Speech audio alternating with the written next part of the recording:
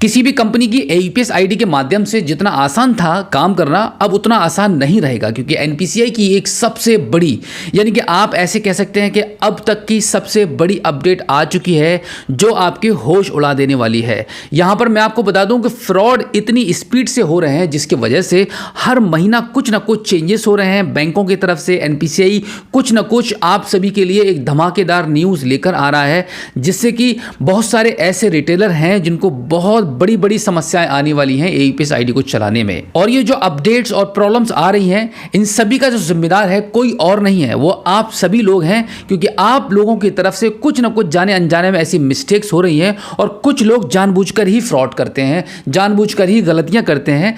उन सभी गलतियों का जो खमियाजा जो भुगतना पड़ रहा है, जो आप जैसे साफ सुथरा काम करने वाले लोगों को भुगतना पड़ता है। आज की अपडेट को शेयर करने से पहले मैं आपको बता दूं कि अगर आप एक एईपीएस संचालक हैं और किसी भी कंपनी की एईपीएस आईडी को चला रहे हैं, ये जो एनपीसीआई की एक पुरानी अपडेट थी कि किसी भी कंपनी की एईपीएस आईडी को लॉगिन करने के बाद उसके ट्रांजैक्शन करने से पहले आपको एक अपनी फिंगर लगानी पड़ती है।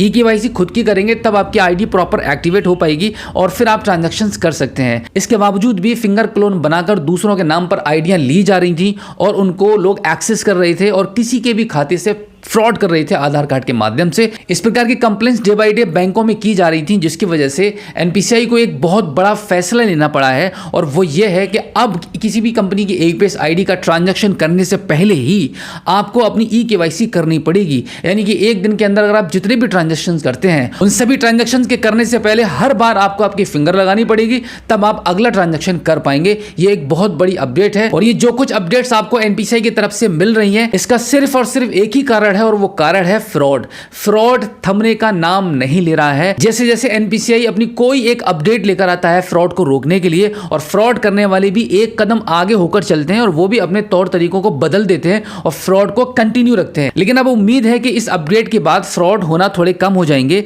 इसका एक सबसे बड़ा रीजन ये है कि जब आप किसी भी ट्रांजैक्शन को करने से पहले अपनी फिंगर को लगाएंगे, और अगर आपकी एक बार में फिंगर सही से कैप्चर हो रही है तब तो ठीक है। अगर आप मल्टीपल टाइम्स अपनी फिंगर को कैप्चर करवा रहे हैं और फिर भी कैप्चर नहीं हो रही है, तो यहां पे आप सभी एईपीएस संचालकों के लिए एक बहुत बड़ा झटका एनपीसीआई आपको कभी भी दे सकता है। बार बार फिंगर को लगाने से अगर आपकी फिंगर कैप्चर नहीं हो पा रही है, तो इस केस में या तो आपका आधार कार्ड ब्लॉक हो जाएगा या फिर आपकी आईडी ही ब्लॉक कर दी जाएगी। और यहां पर मैं आपको बता दूंगा, अगर एक बार आपका एनपीसीआई के सर्वर पर आधार कार्ड अगर ब्लॉक होता है, तो लाइफ में कभी भी उस डॉक्यूमेंट्स पर आप किसी भी कंपनी की कोई भी एईपीएस आईडी को परचेस नहीं कर पाएंगे। इससे पहले भी मैंने आपको बताया था कि किसी भी कंपनी की एईपीएस आईडी को परचेस करना तो काफी आसान है, और उसको एक्टिवेट कराना बहुत मुश्किल है, या एक्टिवेट बनाए रखना भी बहुत मुश्किल है। काम करने के दौरान आपसे कोई ना कोई मिस्टेक हो ही जाती है, और जो लोग फ्रॉड का ही इरादा रखते हैं उनसे तो मिस्टेक्स हो ही रही हैं, और उन्हीं लोगों की वजह से आप सभी लोगों को ये सब भुगतना पड़ रहा है।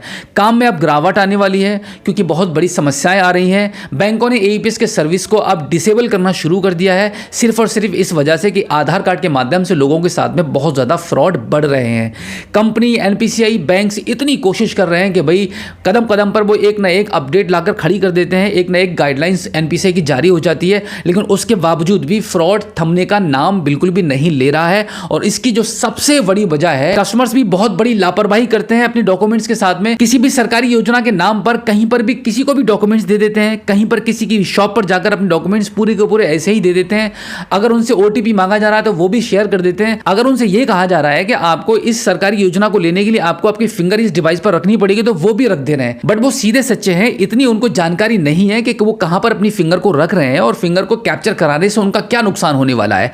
ये सारी चीजें उनको बाद में पता चलती हैं, बट जाने अनजाने में उनसे बहुत बड़ी गलतियां कराई जा रही हैं और वो कर देते हैं।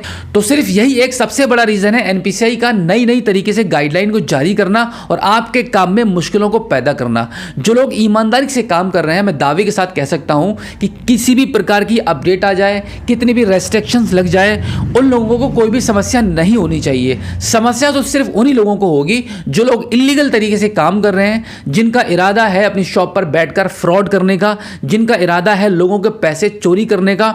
उनको ये समस्याएं हो सकती हैं और ये समस्याएं होनी भी चाहिए। एनपीसीआई जितने भी रूल्स लेकर आ रहा है, मेरी नजर में ये बिल्कुल सही है। अब हम बात करते हैं कि अगर आप एक जेन्युइन एईपीएस संचालक हैं, आप चाहते हैं कि आपके काम में कोई भी बाधा ना हो, तो आपको किन किन बातों का ध्यान रखना चाहिए। मैं आपको बता दूं कि कि सबसे पहले तो आपको एक रजिस्टर्ड मेंटेन करना चाहिए। जब भी कोई भी ट्रांजैक्शन कर रहे हैं, एईपीएस कर रहे हैं, मनी ट्रांसफर कर रहे हैं, वो आपके रजिस्टर्ड में उसकी एंट्री होनी ही चाहिए। ये एनपीसीआई का एक सबसे बड़ा रूल है जो आपको मानना पड़ेगा। और इसके साथ में आपको कोई भी एक्स्ट्रा मनी विड्रॉल करने की कोशिश नहीं करनी है किसी भी कंपनी के एईपीएस पोर्टल के माध्यम से।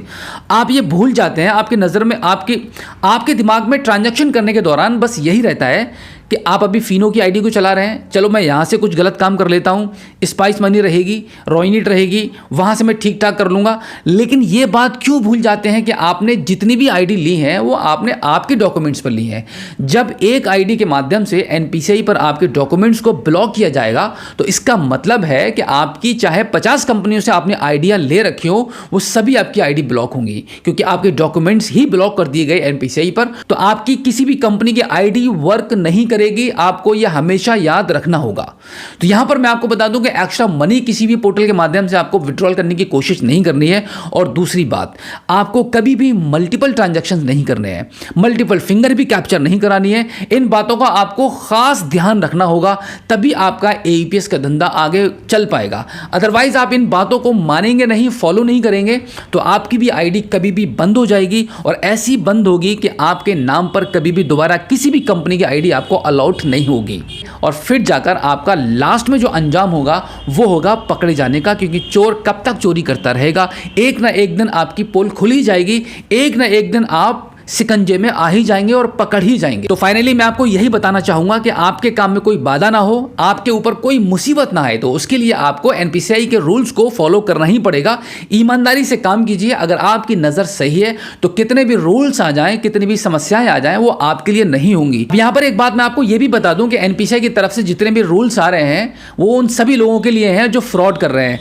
अब जो लोग गलत तरीके से काम करते हैं, तो यहां पर सही तरीके से काम करने वालों के लिए एक पॉजिटिव पॉइंट ये भी उठ जाता है कि जितने लोग गलत तरीके से काम कर रहे हैं उन सभी का एनपीसीआई फिल्टर लगाने वाला है, उन सभी से काम खत्म होने वाला है। और जैसे जैसे जिस तरीके से आज एक किराना स्टोर की तरह एईपीएस संचालक बैठे हैं गली गली में, वो सब जब फिनिश हो जाएंगे फिर बाकी मार्केट में वही रहेगा जो ईमानदारी से काम कर रहा है। आज की डेट में अगर आपके पास ट्रांजैक्शंस कम हो रहे हैं तो देखिएगा, आप फील करेंगे इस बात को, धीरे धीरे आपके ट्रांजैक्शंस बढ़ने लगेंगे। क्यों? इसका सबसे बड़ा रीजन यह है कि इस टाइम मैक्सिमम कंपनीज की एईपीएस आईडी तो पहले से ही ब्लॉक हो चुकी हैं, कुछ लोगों की आईडियां डीएक्टिवेट हो चुकी हैं और अब डीएक्टिवेट होने वाली हैं। एनपीसीआई उन सभी गलत तरीके से काम करने वाले लोगों की आईडियों को बंद करने वाला है। तो सिर्फ और सिर्फ चालू उसी की आईडी रहेगी जो अच्छे तरीके से काम कर रहा है। तो ईमानदारी से काम करते रहिए, लगे रहिए, आपका बिजनेस बढ़ने वाला है, क्योंकि यहां पर एनपीसीआई ने एक बहुत बड़ी अपॉर्चुनिटी दी है आपको नए नए रूल्स को लागू करके। क्योंकि आप अगर एनपीसीआई के रूल्स को फॉलो करते रहेंगे तो डेफिनेटली आपका बिजनेस आगे बढ़ेगा। तो उम्मीद करता हूं कि आज की इस वीडियो में जो जानकारी मैंने आपको दी है, आई होप आपको काफी अच्छी लगी होगी। अगर आप पहली बार हमारे स्मार्ट शॉप यूट्यूब चैनल पर आए हैं और अभी तक आपने हमें सब्सक्राइब नहीं किया है तो प्लीज एक बार सब्सक्राइब जरूर कीजिएगा और बेल आइकन को प्रेस कीजिएगा। तो चलिए दोस्तों, मिलते हैं आपसे किसी और एक अगली वीडियो में एक नई जानकारी के साथ, एक नई अपडेट के साथ और एक नए जोश के साथ। तब तक के लिए जय हिंद।